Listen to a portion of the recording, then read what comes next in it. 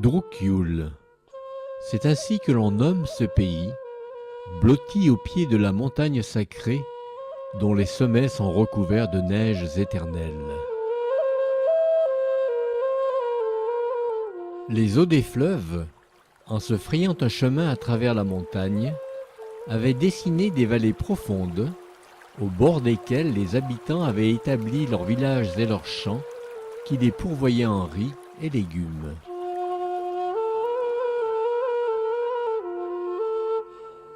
Le souverain de ce pays avait parsemé son royaume de palais, tous plus beaux les uns que les autres, auxquels les habitants avaient libre accès.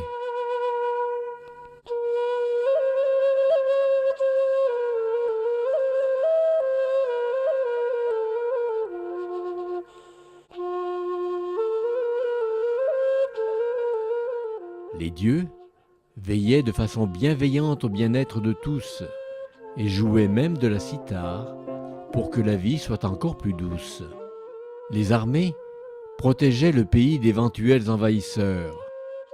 Les femmes filaient le lin, tissaient des étoffes dans lesquelles étaient coupés les vêtements que portaient les habitants.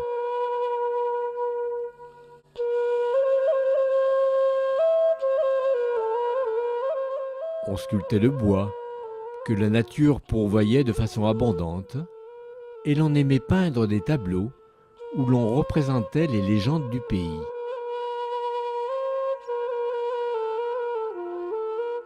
Les hommes, quand ils n'étaient pas dans les champs, s'adonnaient au tir à l'arc, dont ils étaient passionnés.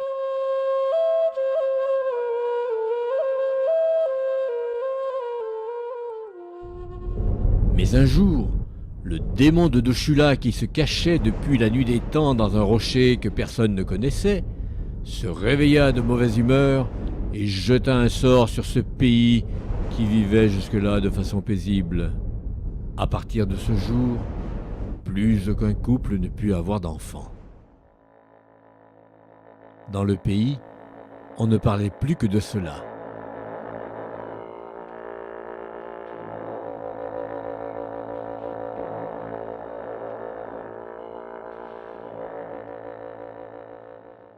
On fit des prières en tournant autour des stupas.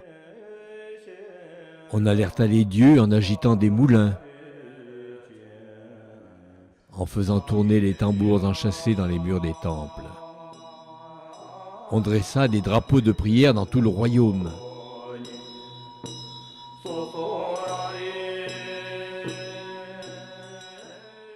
On organisa des danses sacrées pour implorer les dieux d'intervenir.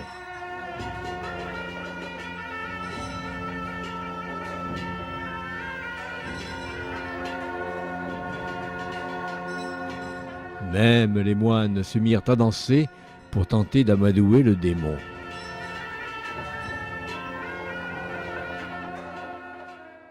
Rien n'y fit. La population commença à vieillir et l'on crut bien que les habitants de Druk-Yul allaient finir par disparaître.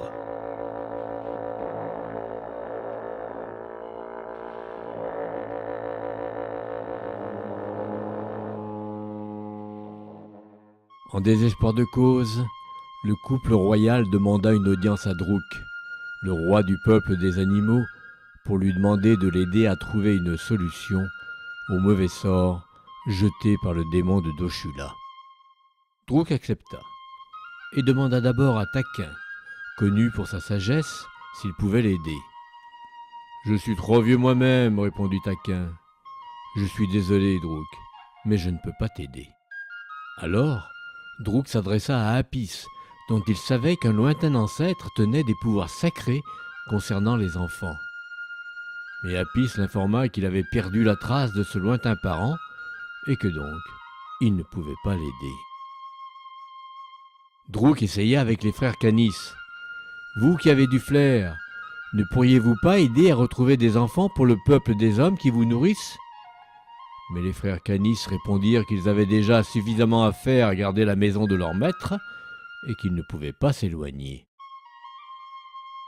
Sur la route, Druk rencontra Antel, le plus malin des animaux, et lui demanda s'il pouvait l'aider.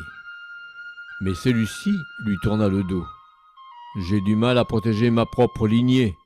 Alors tu penses, seul des hommes ?» Tout d'un coup, Drouk se souvint que les grues qui hivernaient dans le royaume avaient des cousines appelées les cigognes, qui, dans une contrée très lointaine, étaient réputées pour apporter des bébés chez les humains.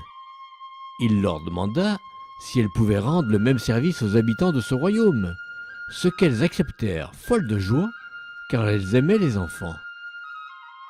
Les grues s'envolèrent aussitôt par-dessus la montagne sacrée, dont les sommets étaient recouverts de neiges éternelles, et s'en revinrent, avec des bébés dans un petit sac. Avec les enfants, la joie revint dans le pays. On vit à nouveau des enfants avec leur maman, des enfants sur le chemin de l'école, et les apsaras se remirent à sourire en voyant les petites filles espiègles jouer dans la cour du temple. Le roi des humains retourna voir Druck pour lui exprimer sa gratitude et lui demanda comment il pouvait le remercier. « Je ne veux ni or ni argent, répondit Druck. Rappelle seulement à tes sujets que les miens sont également touchés par la malédiction, et ce n'est qu'en unissant nos efforts que nous pourrons vaincre le démon de Doshula. »